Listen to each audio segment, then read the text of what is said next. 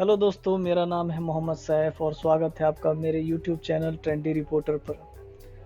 दोस्तों, आज हम यूपी जनसंख्या कानून बिल के ऊपर बात करने वाले हैं। दोस्तों, आज हम यूपी जनसंख्या प्रस्ताव के ऊपर बात करने वाले हैं।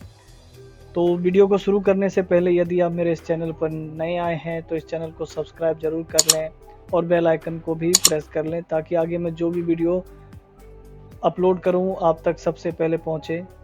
तो चलिए शुरू करते हैं। दोस्तों,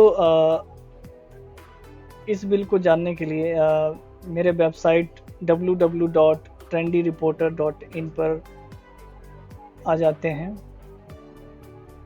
इस पर मैंने एक आर्टिकल पोस्ट करा है, तो उसी में से मैं आपको कुछ डिटेल देने वाला हूँ। पूरा डिटेल लेने के लिए आप आप मेरी इस वेबसाइट पर आ सकते हैं और इसके अलावा और भी कई कंटेंट है जो आप यहाँ पर आकर पढ़ सकते हैं और नॉलेज को बढ़ा सकते हैं। तो दोस्तों, अब हम ये जान लेते हैं कि यूपी जनसंख्या कानून 2021 है क्या। दोस्तों, आपको पता ही है जनसंख्या का हमारे देश पर कितना दबाव बढ़ रहा है।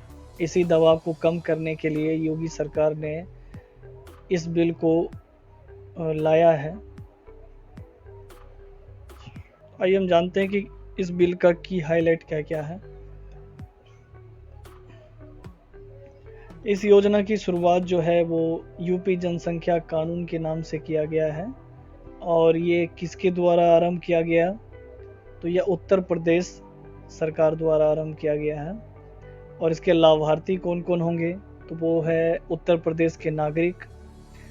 इस बिल को लाने का उद्देश्य क्या है, तो जनसंख्या को नियंत्रित करना है। इसकी आधिकारिक वेबसाइट क्या है, upslc.upsdc.gov.in। तो आइए हम जानते हैं कि ये यूपी जनसंख्या कानून प्रस्ताव है क्या। यूपी जनसंख्या कानून प्रस्ताव को राज्य विधि आयोग द्वारा तैयार किया गया है। इस प्रस्ताव में उत्तर प्रदेश की जनसंख्या नियंत्रण के लिए कानूनी उपाय के सुझाव प्रदान किए गए हैं। इस प्रस्ताव को विधि आयोग ने अपनी वेबसाइट upslc.upsdc.gov.in पर अपलोड कर दिया गया है और 19 जुलाई 2021 तक इस प्रस्ताव पर जनता से राय मांगी गई है। यदि इस प्रस्ताव को जनता द्वारा सहमति प्राप्त हो जाती है तो ये आयोग द्वारा विचार करने के बाद इस प्रस्ताव को सरकार को सौंप दिया जाएगा। यूपी जनसंख्या कानून के लाभ और विशेषताएं क्या क्या है, उसको हम थोड़ा डिटेल में जान लेते हैं। इस जनसंख्या कानून प्रस्ताव को राज्य विधि आयोग ने तैयार किया है। इस प्रस्ताव में उत्तर प्रदेश की जनसंख्या नियंत्रण के लिए कानूनी उपाय के सुझाव प्रदान किए गए हैं। 19 जुलाई 2021 तक इस यूपी जनसंख्या कानून प्रस्ताव पर जनता से राय मांगी गई है। जनता द्वारा राय प्राप्त हो जाती है और इसे पास कर दिया जाता है, तो इसे आयोग द्वारा विचार करने के बाद इस प्रस्ताव को सरकार को सौंप दिया जाएगा। इसमें 2 या 2 से कम बच्चे वाले अभिभावकों को विभिन्न प्रकार की सुविधाएं प्रदान की जाएगी। 2 से अधिक बच्चे वाले अभिभावकों को कई सरकारी सुविधाओं से वंचित रखने का प्रावधान किया गया है। यदि यह प्रस्ताव कानून में तब्दील हो जाता है तो सरकार को जनसंख्या नियंत्रण करने में मदद मिलेगी। और इस कानून का उद्देश्य क्या है, तो इसके उद्देश्य को जानते हैं। यूपी जनसंख्या कानून का मुख्य उद्देश्य उत्तर प्रदेश में तेजी से बढ़ती जा रही जनसंख्या को नियंत्रित करना है। अगर ये कानून पास हो जाता है तो इस कानून के माध्यम से वह सभी परिवार जो परिवार नियोजन के उपाय अपनाएंगे उनको विभिन्न प्रकार के राज्य सरकार की ओर से प्रोत्साहन प्रदान किए जाएंगे। और जो परिवार इस जनसंख्या कानून का उल्लंघन करेंगे उन्हें विभिन्न प्रकार के सरकारी लाभों से वंचित रखा जाएगा। यदि यह प्रस्ताव कानून में बदल जाता है तो उत्तर प्रदेश की जनसंख्या कम होगी, जिससे कि संसाधनों का समान आवंटन हो सकेगा और इस कानून के माध्यम से उत्तर प्रदेश में गरीबी को भी कम किया जा सकता है। अब तो जानते ही हैं, पूरे देश में सबसे ज़्यादा जनसंख्या जो है वो उत्तर प्रदेश की है। तो इसी जनसंख्या को कंट्रोल करने के लिए योगी सरकार ने इस प्रस्ताव को लाया है। आइए अब हम जानते हैं कि इस यूपी जनसंख्या कानून प्रस्ताव का पालन करने वाले नागरिकों के लिए सरकारी प्रोत्साहन क्या दिए जाएंगे। यदि यह ड्राफ्ट यूपी जनसंख्या कानून लागू हो जाता है तो इस स्थिति में कानून का पालन करने वाले उत्तर प्रदेश के नागरिकों को निम्नलिखित प्रोत्साहन राशि प्रदान की जाएगी, जो कि नीचे दी गई है। ये देखिए, लोक सेवकों यानी कि जो सरकारी कर्मचारी हैं, उनको अगर 2 बच्चे हैं तो उसको क्या प्रोत्साहन दिया जाएगा सरकार की तरफ से। तो सबसे पहला तो है, पूरी सेवा अवधि के दौरान 2 अतिरिक्त वेतन वृद्धि दिया जाएगा। हाउसिंग बोर्ड से प्लांट या हाउस साइट या निर्मित घर की खरीद पर सब्सिडी दी जाएगी। घर का निर्माण करवाने के लिए बहुत कम ब्याज दर पर सॉफ्ट लोन दिया जाएगा। पानी, बिजली, घर का टैक्स आदि जैसी उपयोगिता पर छूट दी जाएगी। बच्चे के जन्म पर 12 महीने का पूरा वेतन एवं भत्ता जो है वो अवकाश के साथ भी दिया जाएगा। नेशनल पेंशन स्कीम के अंतर्गत एम्प्लॉयर कंट्रीब्यूशन फंड में 3% की वृद्धि का लाभ दिया जाएगा। जीवन साथी को मुफ्त स्वास्थ्य देखभाल सुविधा एवं बीमा कवरेज का लाभ मिलेगा। इसी प्रकार अगर उस कर्मचारी का एक बच्चा है तो उसमें उसको क्या लाभ मिलेगा। अपनी पूरी सेवा के दौरान 2 अतिरिक्त वेतन वृद्धि का लाभ दिया जाएगा।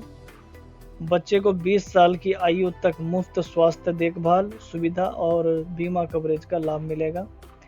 Indian institute of management, all India institute of medical science जैसे सहित अन्य शिक्षण संस्थानों में बच्चे को प्रवेश प्रदान करने में प्राथमिकता दी जाएगी।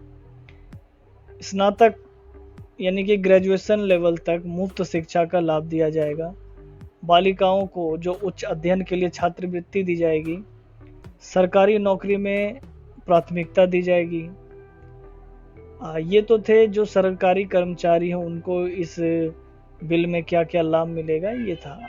आइए अब हम जानते हैं कि इसका जो है फायदा आम लोगों को क्या मिलेगा। तो जो आम नागरिक हैं, यदि उसके 2 बच्चे हैं तो उसको क्या लाभ मिलेगा। तो सबसे पहला है कि घर का निर्माण करवाने के लिए बहुत कम ब्याज दर पर उन्हें सॉफ्ट लोन मिल जाएगा। पानी, बिजली, घर का टैक्स आदि जैसी उपयोगिता पर छूट दी जाएगी। बच्चे के जन्म पर 12 महीने का पूरे वेतन एवं भत्ते के साथ अवकाश दिया जाएगा। और यदि किसी नागरिक का एक बच्चा है तो उसको क्या लाभ मिलेगा। तो इस सूरत में उन्हें घर का जो निर्माण करवाने के लिए बहुत कम ब्याज दर पर सॉफ्ट लोन का लाभ मिलेगा। पानी, बिजली, घर का टैक्स आदि जैसी उपयोगिता पर छूट दी जाएगी। बच्चे के जन्म पर 12 महीने के पूरे वेतन और भत्ते के साथ उन्हें छुट्टी दिया जाएगा। बच्चे को 20 साल की आयु तक मुफ्त स्वास्थ्य देखभाल सुविधा एवं बीमा कवरेज का लाभ दिया जाएगा। Indian institute of management, all India institute of medical science आदि सहित अन्य शिक्षण संस्थानों में बच्चे को प्रवेश प्रदान करने में प्राथमिकता दी जाएगी। ग्रेजुएशन लेवल तक मुफ्त शिक्षा का लाभ दिया जाएगा। बालिकाओं को उच्च माध्यम के लिए छात्रवृत्ति दी जाएगी और सरकारी नौकरी में प्राथमिकता दी जाएगी। और यूपी जनसंख्या कानून का जो पालन नहीं करेगा उसके लिए क्या क्या इस बिल में दिया गया है, आइए हम जानते हैं। इस कानून का पालन ना करने वाले सभी नागरिकों को सभी सरकारी योजनाओं से बाहर किया जा सकता है। राशन कार्ड में भी परिवार के केवल 4 ही सदस्य को शामिल किया जा सकेगा। ऐसे परिवार जो इस कानून का पालन नहीं करेंगे उनको सरकारी अनुदान का भी लाभ नहीं मिलेगा। ऐसे नागरिकों को स्थानीय निकाय चुनाव लड़ने से भी वंचित रखा जाएगा।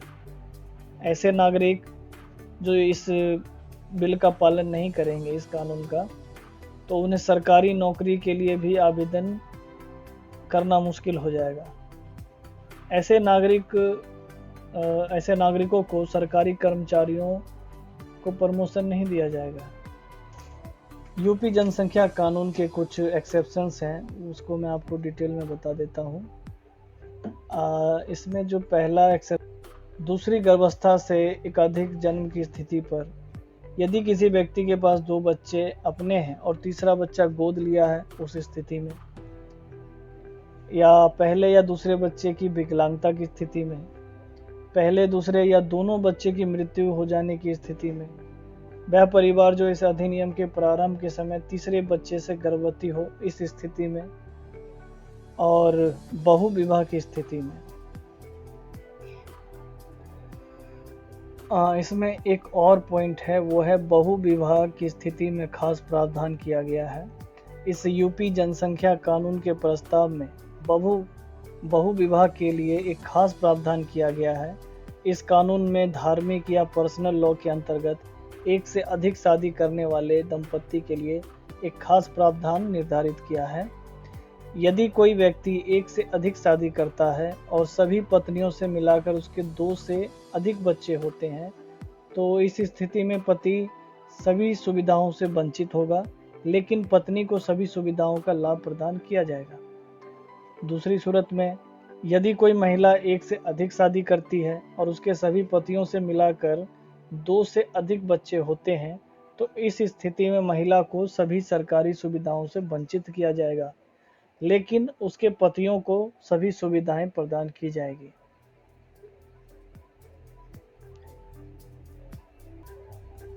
देखिए, इस कानून को लागू हो जाना चाहिए पूरे देश में, क्योंकि यदि आप जनसंख्या को अगर कम करते हैं तो जो संसाधन के लाभ हैं वो सभी को मिल पाएंगे बराबर इक्वली। लेकिन अगर एक घर में 10 बच्चे हैं, 12 बच्चे हैं, तो जाहिर सी बात है कि आप एक रोटी को आप 10 टुकड़ों में बांटोगे। लेकिन अगर परिवार में अगर 2 बेटा है या फिर 2 बच्चे हैं, तो उसमें एक रोटी के 2 टुकड़े होंगे, इससे ज़्यादा नहीं। तो मेरे ख्याल से तो जनसंख्या नियंत्रण करना बहुत ज़रूरी है, क्योंकि अभी के टाइम में जनसंख्या इतनी बढ़ रही है जिस कारण अब बेरोजगारी बढ़ रही है, सरकार नौकरी नहीं दे पा रही है। तो इसका सॉल्यूशन आई थिंक सही है, इसका सॉल्यूशन इस बिल को पास कर देना चाहिए, ये मेरा मानना है। आपका मानना कुछ और हो सकता है। तो सो आई होप सो कि आपको